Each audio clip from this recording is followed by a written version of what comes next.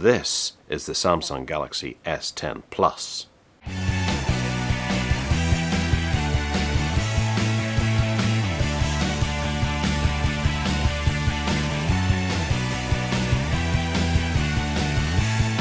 Alright, coming in from Samsung is the Samsung Galaxy S10 Plus. This is the box. It's rather nice, it's rather swanky. It's got like a mirrored effect on the S and the 1 and the 0 and the Plus.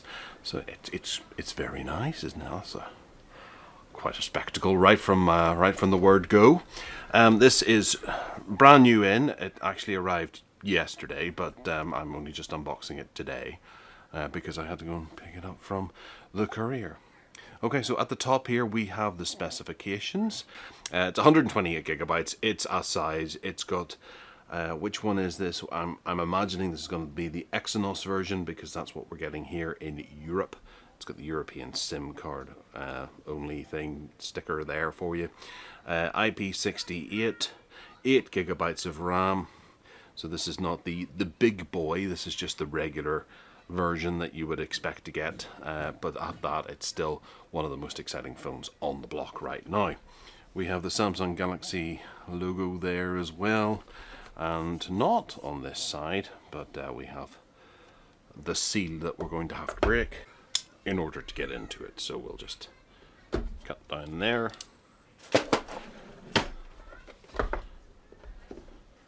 And pop it open. Oh, right, okay, so we have the device on the top there, but we have the stuff inside here. We have a SIM card ejector tool, which looks quite swish. And we have a quick start guide, a warranty card, a regional lock guide, and how to transfer your content using Smart Switch, which is always pretty useful, but most people I think use Google anyway. Regional lock guide is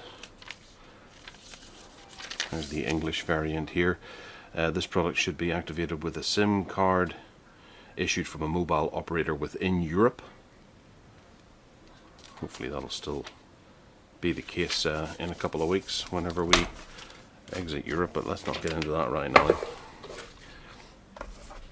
Here we have the device, which we'll look at in a second, which is very cold because it's freezing outside.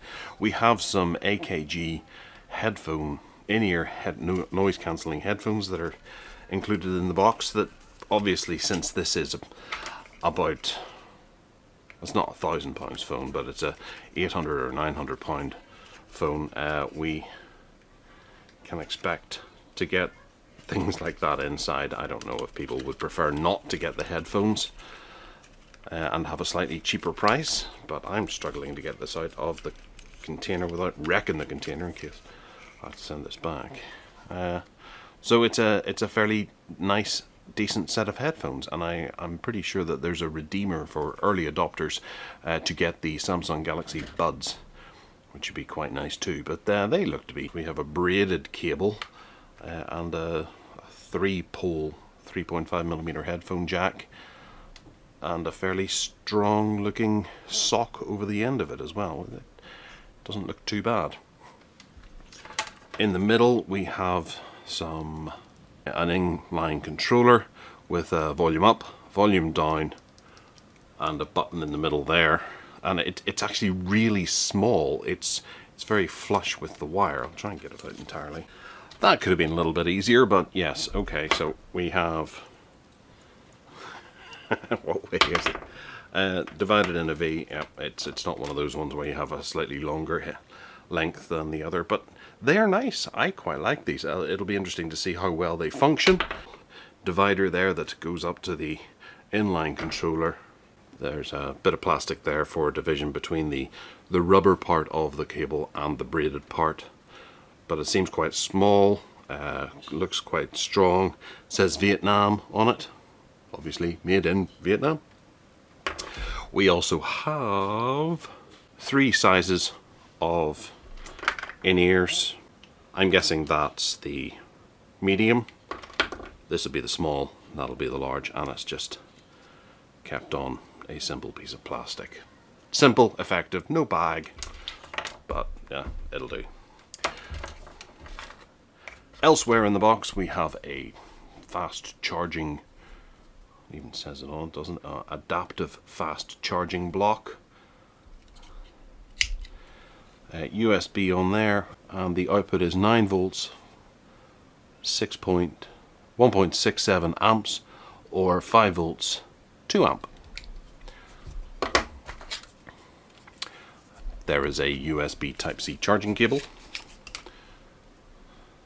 Yeah, wow, we got lots of little dongles. So we have a Type A there to Type C, quite a small connector, decent enough looking cable. We have a USB to USB Type-C connector here for attaching it to things, and then we have a micro USB and a USB Type-C here as well. So they've covered all the stops with it really, and I can't imagine there's going to be anything else in the bottom of that there. So this, the Samsung Galaxy S10, it is quite small. For a phone with a fairly large 6.4 inch screen, this would be 1440 by 3040 pixels. It's dead thin, really very thin. We have a power button on the side here, a nice metallic design down the side. I guess we'll just take this off because it's got nothing on it, although there's a cutout there for that's left a nice mark on the back there. On the bottom we have the down-firing speaker, USB Type-C, and the 3.5mm headphone jack, or a hole for it. Plastic up this, or no, there isn't actually any plastic on there. It's just naked right now. There is a screen protector on there, which is quite nice. I don't know, I was talking to someone yesterday who said they were going out to buy a screen protector. I don't know whether or not I'm going to keep this on for the time being, or if it's just for packing. It's quite difficult to see right here and now, but it's nicely attached, so I don't know I'm going to take it off straight away. That's the Bixby button there, the dreaded Bixby button that can be remapped to most things aside from Google Assistant. We have the volume up down switch there. We have an antenna band there. No antenna band at the bottom, just two on the bottom there. There's some plastic along the side here. I can just about feel it. So there is protective plastic along here. That's okay, I'm not going mad. I'll work at that later on. And then on the top we have the SIM card tray and the microphone hole. Look around the back, we have those three cameras, a flash, and the various sensor array here. I don't know why there's a chunk of plastic that has a bit of a cutout here. It has left a bit of a mess there, but it's quite fingerprinty. Obviously this is the black version that we've got here, not the nice white version or the prism white. This is the prism black. There's also a prism green, prism blue, canary yellow, flamingo pink, the ceramic black, and the ceramic white. This is just the prism. Not that we can see too much. It's just more of a mirrored effect. But most people will stick a case on there, so I don't really think that the back texture and color thing really matter too much. It's all about the screen on the front. So yeah, we have the three cameras, which are two 12 megapixels and one 16 megapixel. The one 12 megapixel has an f-stop of 1.5 to 2.4 with a 26mm wide angle lens to it. And then there's another 12 megapixel camera which has the f-stop of 2.4 and the 52mm telephoto lens which has the 2x optical zoom on it. And then there's the 16 megapixel camera, which might actually be that one. We'll go with that one, we'll say it's that one, which has an f-stop of 2.2, 12mm, and that's the ultra wide angle one. So it's got auto HDR built into it as well for 4K-ness. The video goes up to 4K at 60 frames per second, should be, and 1080p at 240 frames per second, so we should see some really lovely slow motion videos that people are managing to capture. Then round the front we have the dual camera on the front. So we have a 10 megapixel f-stop 1.9 26mm wide angle lens, and the 8 megapixel sensor, which is a f-stop 2.2, which is the wide angle lens as well. You have auto HDR built into it for dual video call. Video allows for 4K 30 frames per second on the front and 30 frames per second 1080p as well. Now the screen, much has been made of it because this is the dynamic AMOLED screen, which features 16 million colors. It's 6.4 inches and there's an 88.9% screen to body ratio, which should be pretty fantastic. The resolution, as I stated earlier, is 1440 by 3040 pixels, which is a 19.9 aspect ratio. We'll turn her on to see if there's any juice in it, and that works out at a rather attractive 522 ppi pixel density. And there's cornering Gorilla Glass 6 on the front here. The screen should be capable of HDR10 plus, and it's an always on display as well. You can see a little tiny ear speaker up there, which works in conjunction with the down firing speaker at the front, so you should have some beautiful sounds. Now look at the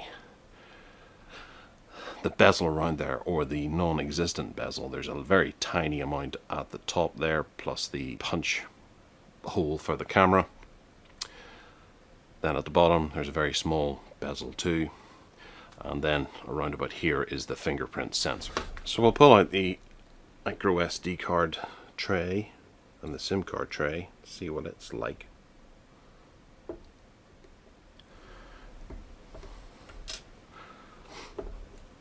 There we have, it's a very standard tray which takes a micro SD card and a nano SIM.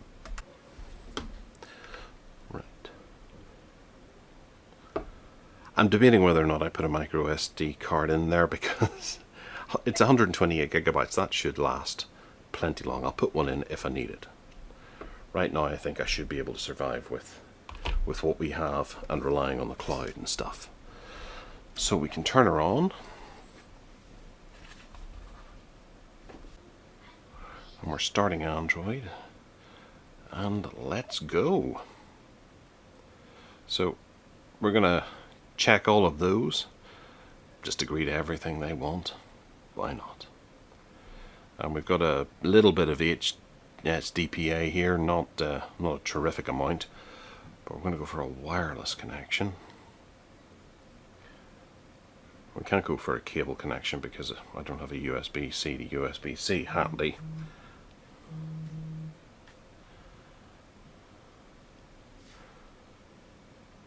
And we're going to go with a smart switch.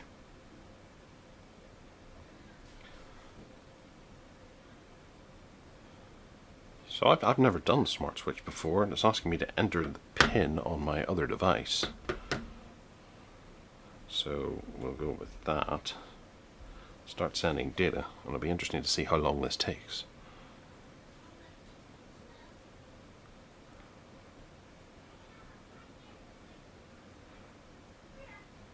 Well, if the bar's anything to go by, then it's going quite quickly. Okay, it's transferred over my wireless information, which is great, and it's automatically logged me into my Wi-Fi network, checking for updates. This is launch day for this phone, so I do wonder if there is one. It hasn't transferred over my Google information, which is kind of good. There's our keyboard, the Samsung board. From what I'm used to, it looks like it's had a bit of an upgrade. And we're through our two-step verification.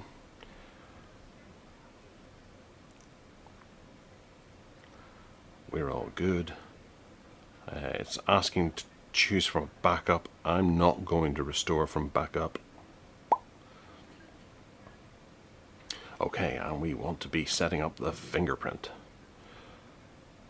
So, quick and easy access to unlock your phone and verify your apps. Use your fingerprint to set the PIN. Okay, let's do this. We'll go with a pattern. Okay, so obviously the fingerprint sensor is on the screen. And we're going to go with our thumb. So keep your finger on the sensor a little longer. Okay, get a full scan. Reposition your finger each time. Okay, we've got up to 80% there. Now it's looking for more. Okay, and asking us to add another fingerprint. I'm going to quickly do that because I want this finger, I have to go out later, to work in the car.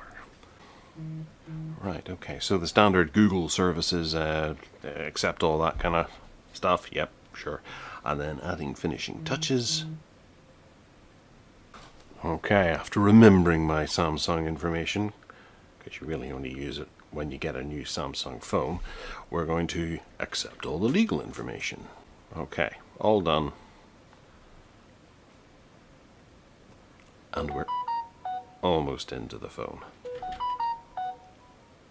We've got some sound coming through. There's obviously only one SIM card here. And we're going to go with that. And there we have it. Couldn't sync notes. Bring the rest of your stuff. Right, it does seem to be downloading stuff in the background. And we have icons. It's a good sign. Bixby. Ooh, stay away from that. I'll have to choose what stuff I want to bring over.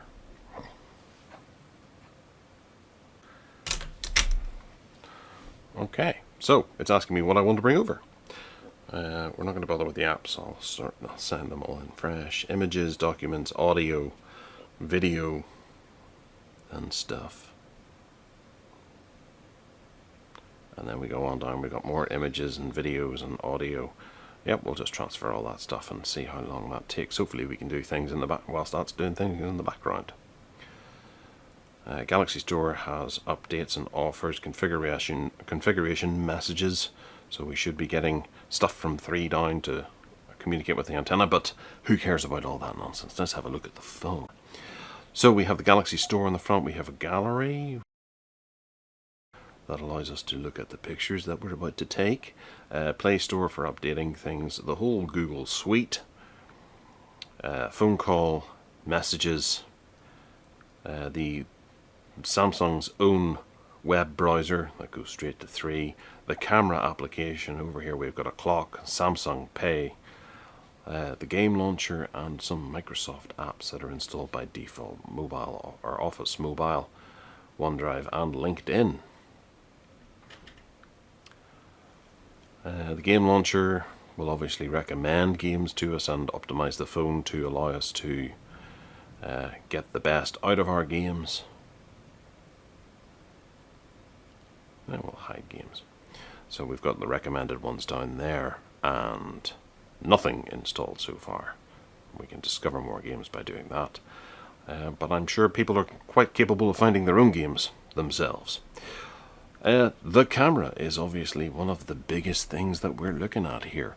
We have lots of okay, we have lots of interesting combinations for taking pictures. We've got food, panoramic, the Pro option, live focus, which allows us to change the focus, I'm guessing, after we take the picture, photo, video mode.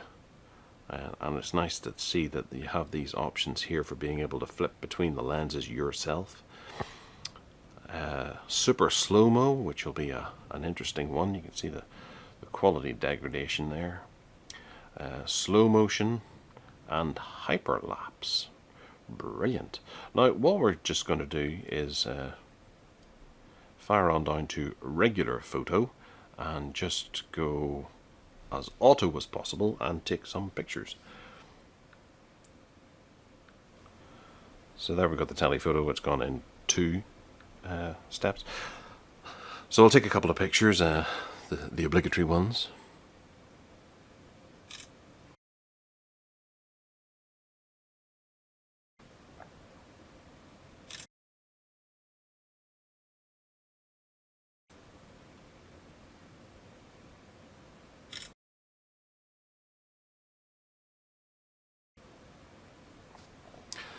And what we're going to do is I'm quite interested in the zoom lens, so I'm going to zoom in on ash there, and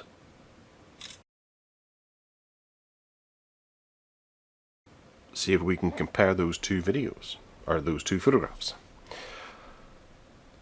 And we go back to our gallery.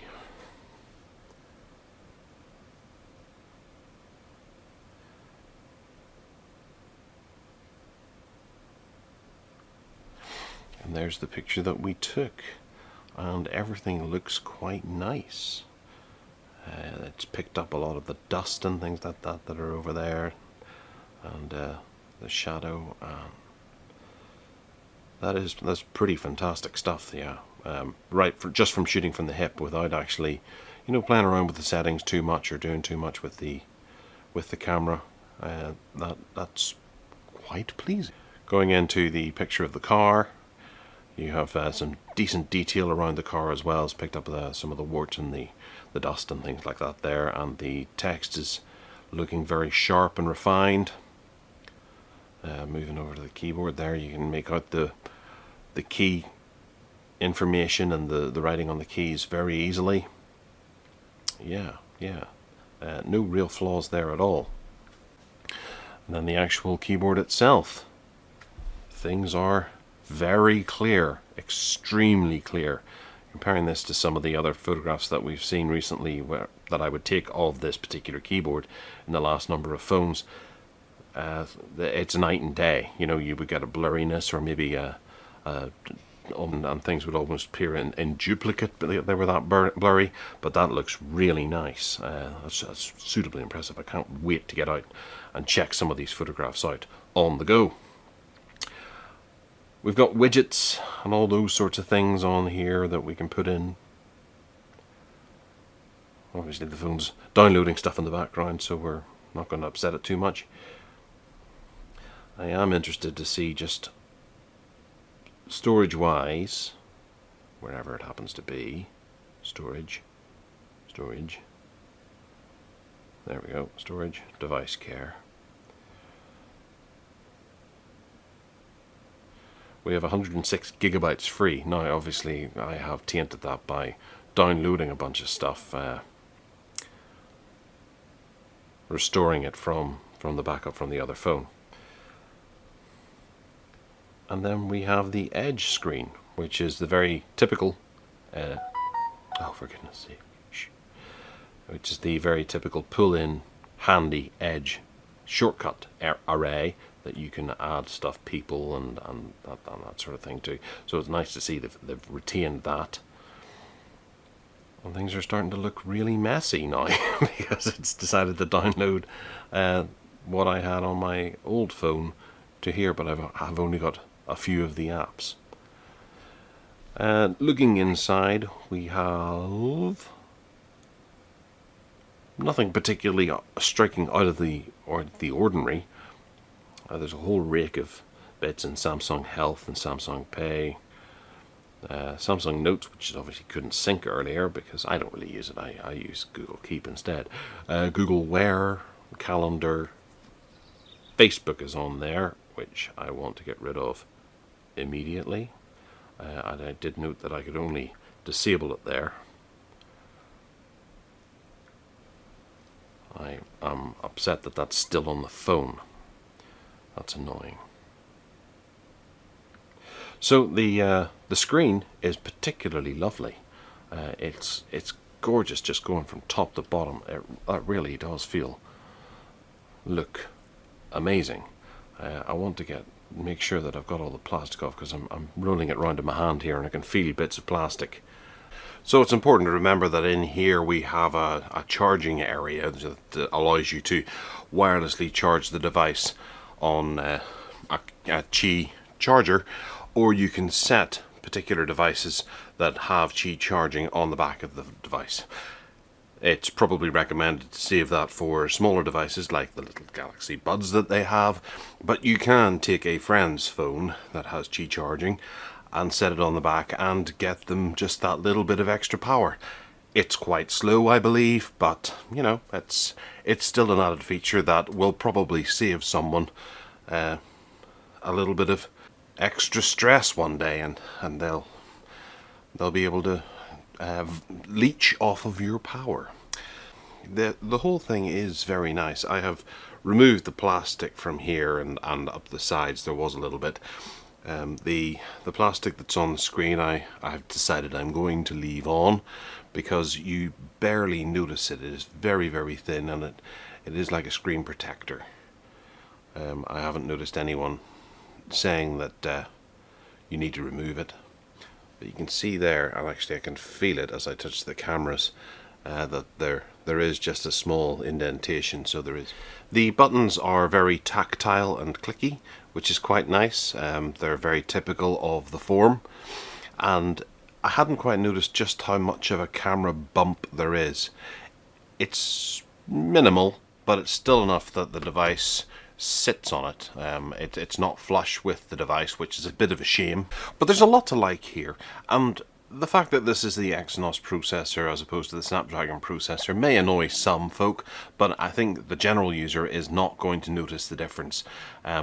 There is a small impact on the battery life, I'd say, if anything, over the Qualcomm processor, but it's Samsung's own processor that's inside here, so you'd like to think that perhaps with updates further on down the line, it'll get a bit more love.